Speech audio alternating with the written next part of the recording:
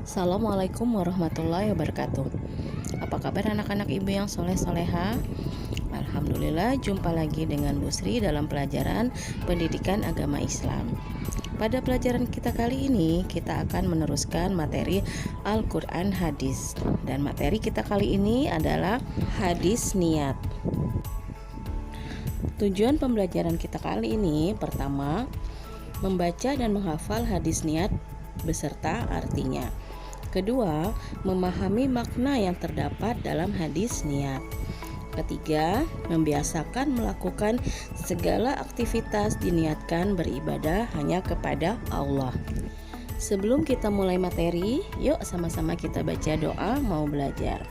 Bismillahirrahmanirrahim.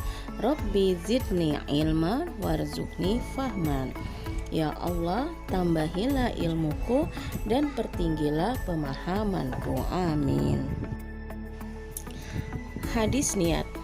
An Amirul Mukminin Umar ibnul Khattab radhiyallahu anhu qala. Sami'tu Rasulullah sallallahu alaihi wasallam yaqulu.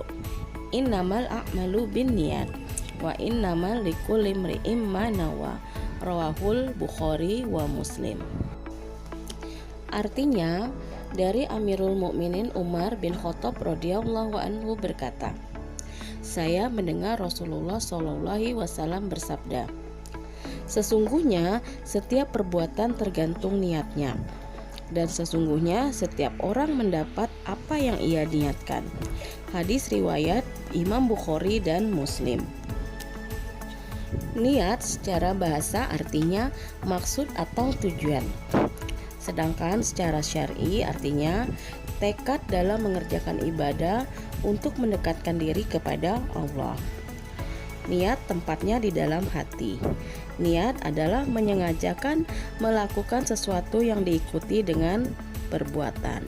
Jadi niat yang diucapkan dalam hati tidak hanya diucapkan dalam hati saja, tetapi diikuti dengan perbuatan yang harus dilakukan. Contohnya, pengen berniat bersodakoh, dalam hati mau niat bersodakoh. Nah, itu harus dilakukan dengan perbuatan. Artinya setelah berniat kita mengeluarkan sejumlah barang atau uang untuk bersedekah. Hadis niat yang disampaikan oleh Rasulullah Shallallahu Alaihi Wasallam adalah merupakan jawaban atas pertanyaan dari salah seorang sahabat yang hendak ikut Rasulullah hijrah ke kota Madinah. Ketika Rasulullah Shallallahu Alaihi Wasallam dan kaum muslimin diperintahkan untuk hijrah atau pindah ke kota Madinah, kaum muslimin mereka semua niatnya untuk kepentingan perjuangan Islam. Adapun salah seorang laki-laki berniat hijrah karena agar dapat menikahi wanita yang diinginkannya di kota Madinah.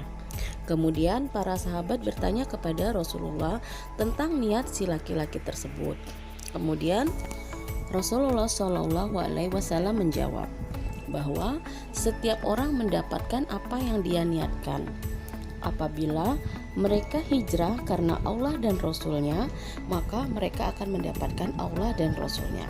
Tetapi jika hijrah karena niat yang lain, seperti ingin dapat menikahi wanita tersebut, maka dia akan mendapatkan apa yang dia niatkan saja.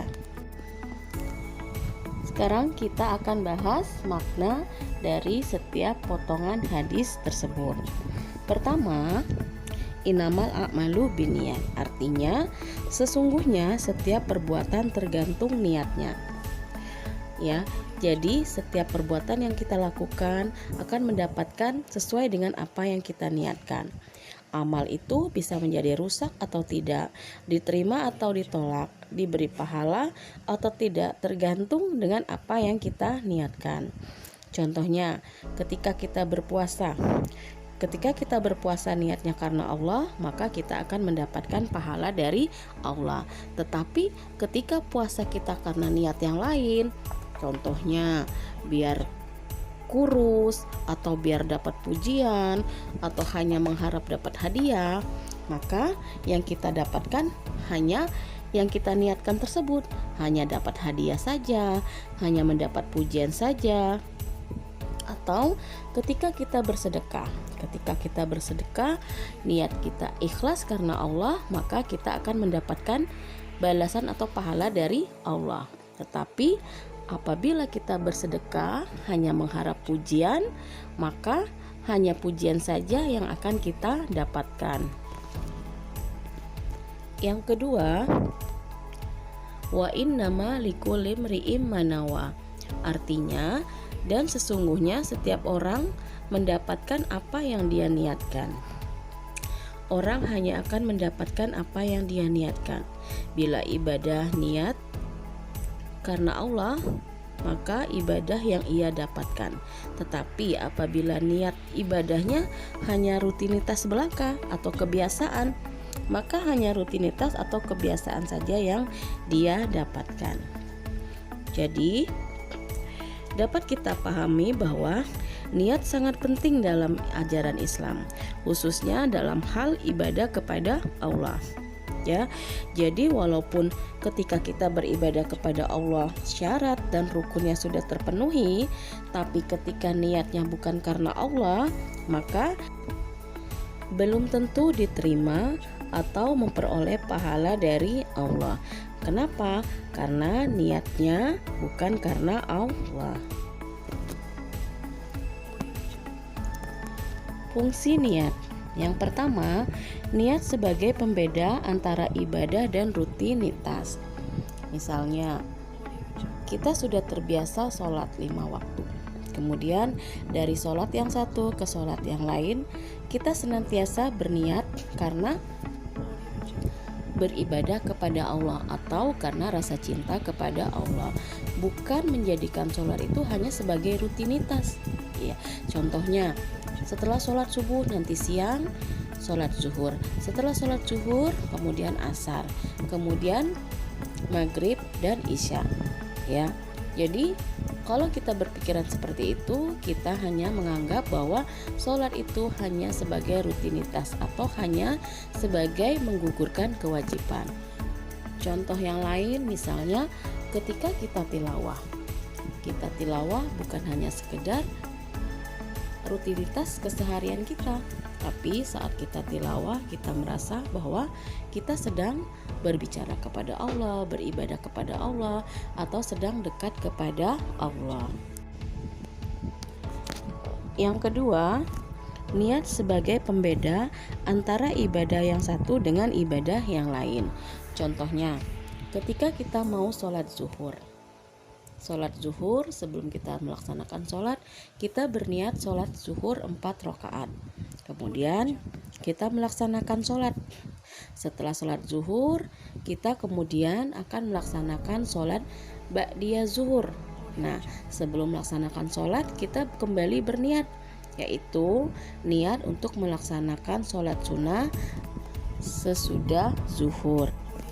Berikutnya adalah syarat diterimanya amalan. Yang pertama, niat ikhlas karena Allah. Yang kedua, ittiba atau mengikuti Rasulullah. Jadi setelah kita niat karena Allah, amalan yang kita lakukan harus sesuai dengan yang dicontohkan oleh Rasulullah. Kesimpulan dari hadis niat, yaitu isi pokok kandungan hadisnya. Pertama, niat adalah menyengajakan, maksudnya menyengajakan sesuatu, dan niat juga bisa diartikan keinginan atau kehendak hati. Kedua, niat merupakan syarat layak atau diterima atau tidaknya suatu amal perbuatan. Ketiga, perbuatan adalah amal ibadah yang membutuhkan niat. Jadi, perbuatan apapun itu harus ada niatnya, dan kita senantiasa meniatkan segala sesuatu yang kita lakukan adalah karena Allah. Perbuatan dari seorang hamba terdiri dari hati, lisan, dan anggota badan. Artinya, niat letaknya dalam hati. yang diucapkan oleh lisan dan dilakukan oleh anggota badan atau perbuatan. Niat merupakan salah satu bagian dari unsur tersebut. Kemudian membiasakan untuk berniat sebelum melakukan satu perbuatan kebaikan dalam kehidupan sehari-hari. Nah, anak-anak ibu yang soleh-soleha, alhamdulillah materi hadis niat ibu cukupkan sampai di sini. Oke. Terakhir, pesan ibu buat anak-anak ibu yang soleh-soleha, kita dapat menjadikan segala sesuatu yang kita kerjakan bernilai ibadah, sehingga segala sesuatu yang kita kerjakan tersebut akan mendapatkan pahala dari Allah.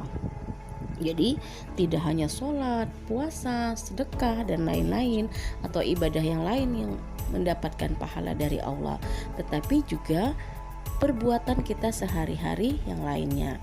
Contoh, ketika kita makan, ketika kita minum, kita niatkan kita makan agar badan kita sehat. Dengan badan kita sehat, kita akan dapat beribadah dengan baik kepada Allah. Kemudian ketika kita berolahraga, kita niatkan juga agar tubuh kita sehat. Jadi ketika kita memiliki tubuh yang sehat, kita akan dapat maksimal beribadah kepada Allah. Alhamdulillah, itu saja materi kita hari ini. Sekian dari Bu Sri. Assalamualaikum warahmatullahi wabarakatuh.